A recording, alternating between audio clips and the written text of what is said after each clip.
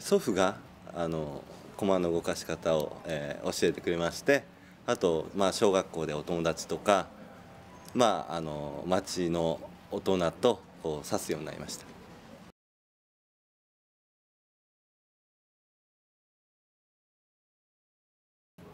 一言もで言えばもう反対でしたね。はい。私の家はお菓子屋なんですね。で後継ぎにしようとしていたもんですから、もちろんこういう厳しい勝負の世界はもうやめた方がっていうことを言ってました。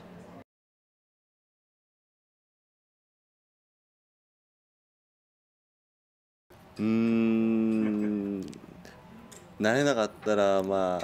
ちょっと両親にも申し訳ないから、あまり帰りたくないなっていう気持ちが当時はありましたね。はい。ですからすぐ私のその生まれ故郷に戻るんではなくて、なんか東京で、ただ将棋の世界でプロじゃなくてもその将棋の世界でこう生活していければいいなっていう気持ちも少しはありましたよ。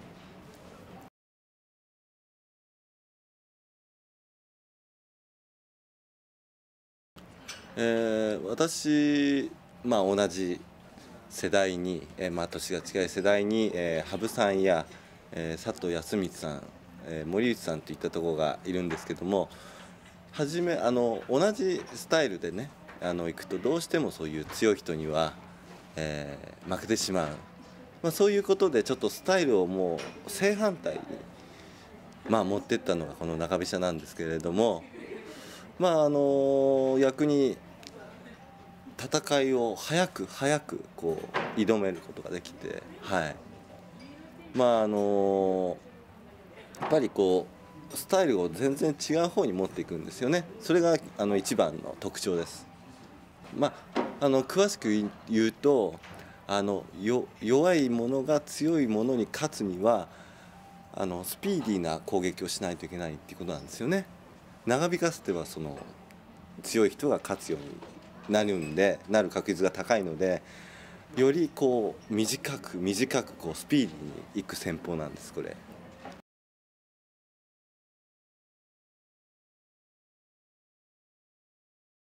性格ですか？そうですね。割合こう積極的に何でもやりたくなる方ですね。はい。性格がそのまま将棋に出やすいですから、まず自分の性格とすごく一致したこのご機嫌中飛車は、もう性格と同じようなスタイルですね。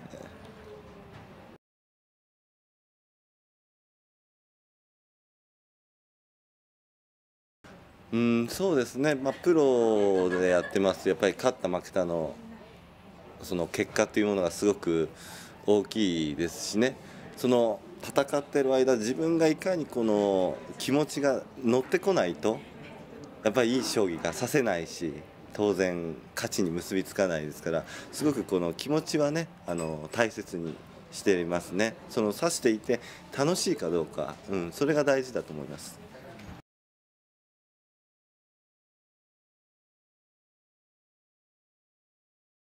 うーんももっと私が若い時は結構そういうこと悩んだりもしたんですけど、最近はもうその中飛車をすることがもうまず一つの自分の達成ですし、もう特にあんまり悩むようなことがなくなって、その成績が良くなったっていうこともあります。ですから、今からこう3年前の、2006年ですかね、2006年に、勝率1位賞を取ったり、その勝率連勝賞の1位取ったりしたことがあるんですね。その37勝8敗で。ですからもうやっぱりあんまり悩まないこと、それがもうご機嫌っていう名の長飛車で、負けて悔しいけど悔しいし、反省はするとかするんですけど、あんまり悩まないのがいいかと思います。すぐ忘れるような、え気持ちがいいんじゃないですかね。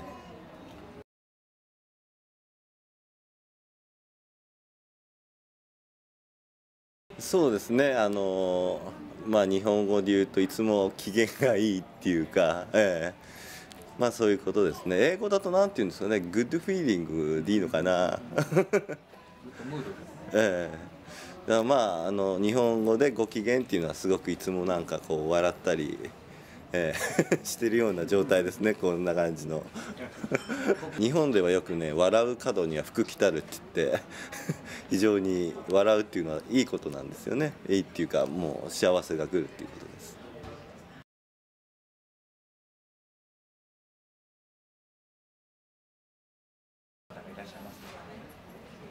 や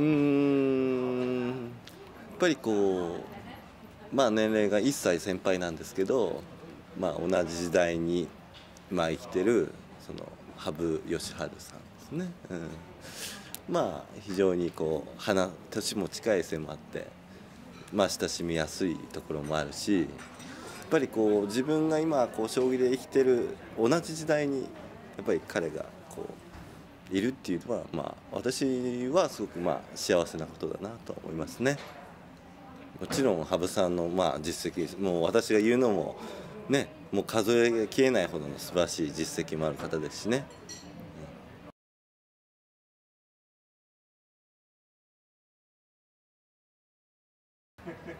そうですね、男性から見るのと女性から見るのじゃ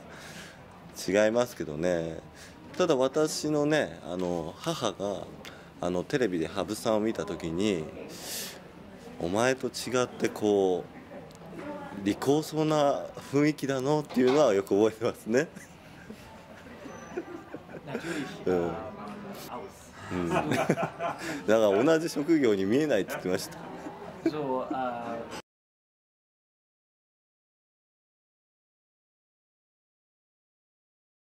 信じられますね。私は、B 型の日本でいうとイノシシ年なんですよね。 B 型なんです。で私の両親がその棋士になるのを反対した時に、私の師匠は原田康夫なんですけども、まずその大山十五世名人が B 型でイノシシだと。で中原誠16世名人も B 型でイノシシ年だって。で私はB 型ではないけどイノシシだって言ったんですよね。っていうことで私も B とイノシシで一致してたから、そういうことで両親を説得して、あなたの息子さんは将棋指しになれるだろうっていうことを師匠が伝えたみたいですね。今はね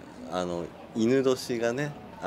ドイツだとそういう干支ってあるのか分かりませんけども、日本でいうと犬年がいいと言われてるんですよね。ですうん。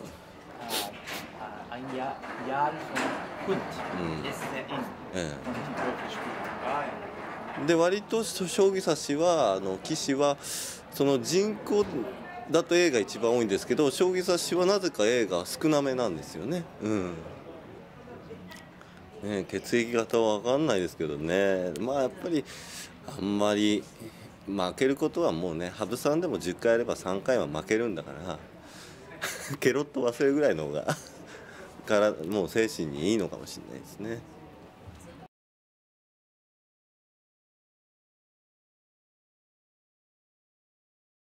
駒割と角がね好きですね。角角どうして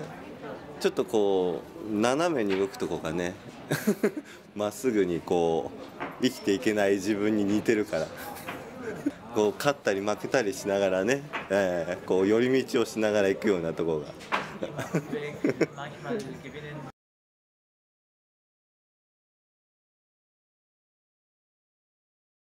このプロに、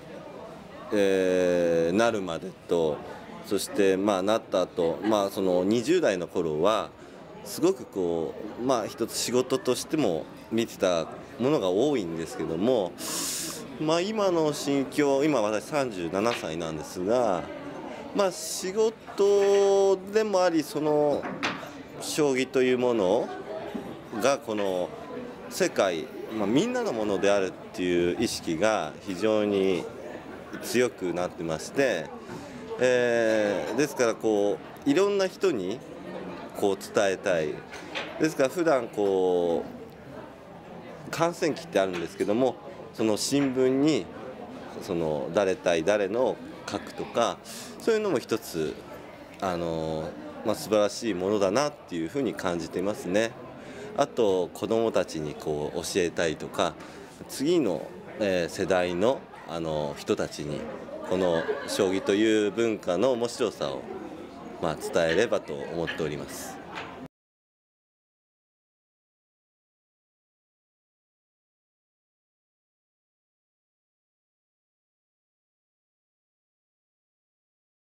タイトル戦なんかだとやっぱり2、3キロ減るんじゃないでしょうかね。逆にこう座ってることが多いから太るっていうことは食べてばっかりいてあまり集中していない証拠ですよ。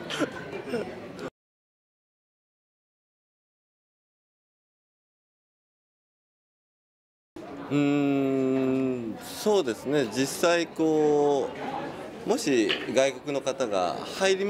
ばね、それは可能なことだと思いますね。ただ将棋の場合はいろんな国によって中国将棋、韓国将棋、タイ将棋とか、チェスとかもう世界各国いろいろありますんで、いきなりこの日本の将棋を少年の頃からやるっていうことが少ないと思うんですよね。それが実際プロのまだ一人も誕生していないことなんだと思いますね。逆に言うと囲碁の世界はルールがみんな世界共通ですから、そのいろんな国の世界にプロがいますので、ですからそういった違いでまだ、日本将棋は外国人のプロが出てないんじゃないかなと思いますね。でもこれだけね、世界各国の人がこうやってね、遠いところでこう将棋を指してくれてるっていうのはね、すごくやっぱり棋士にとってすごく嬉しいことなんですよね。もうだからこうね、文化はその違ってもこうその将棋っていうルールがねやっぱ同じで、いろんな国の人たちがこうやるっていうのはいいですよね。